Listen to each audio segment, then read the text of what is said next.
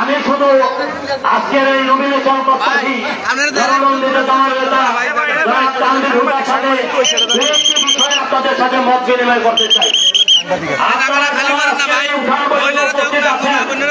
যে সকল মহিলা মা বোনেরা খালারা উপস্থিত আছেন,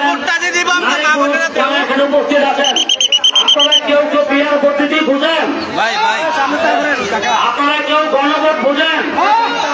আমাদের দেশের সাধারণ জনগণ না বোঝে বিয়ার পদ্ধতি, না বোঝে গণভোট, তারা একটাই বোঝে, সেটা হলো ধানের শীষে ভোট।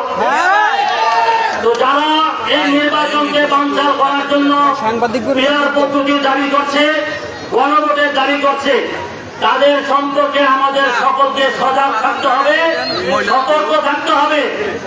পাশাপাশি যারা 23 তারিখ 26 তারিখ বলে মিষ্টির দোকানে মিষ্টির অর্ডার দেয়, মিষ্টি খাওয়ার দাওয়াত দেয়, নমিনেশন পেয়েছি পেয়েছি বলে মিথ্যা গুজব ছড়ায়, তাদের সম্পর্কে আমাদেরকে সতর্ক থাকতে হবে।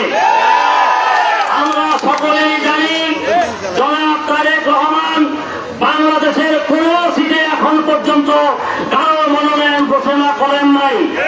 এতে পূর্বে যারা নেতা কর্মীদের এবং দেশের সাধারণ জনগণকে আশ্বাস দিয়েছে, শতভাগ পেয়েছে বলে নির্দেশ দিয়েছে, আলোচনা করেছে, তারা নেতা কর্মী এবং দলের সাথে তারা প্রতারণা করেছে। প্রিয় উপস্থিতি, আমরা সকলেই জানি জনাব নুরুল হুদা সাহেব যখন মন্ত্রী ছিলেন, তিনি 2টা মন্ত্রণালয়ের দায়িত্বে ছিলেন। তিনি এক সময় ছিলেন সংস্থাপন প্রতিমন্ত্রী, আবার তিনি ছিলেন তথ্যমন্ত্রী।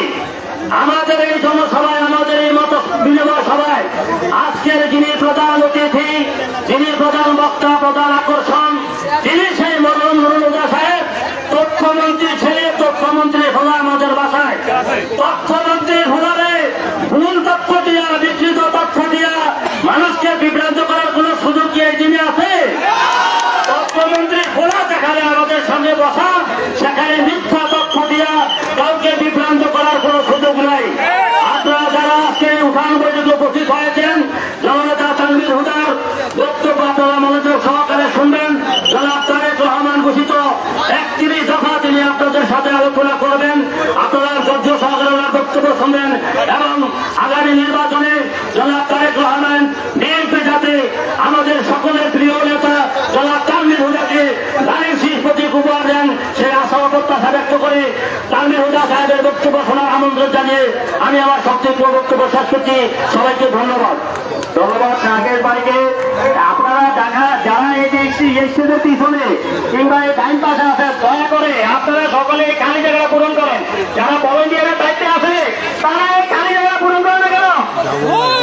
বিসমিল্লাহির রহমানির রহিম।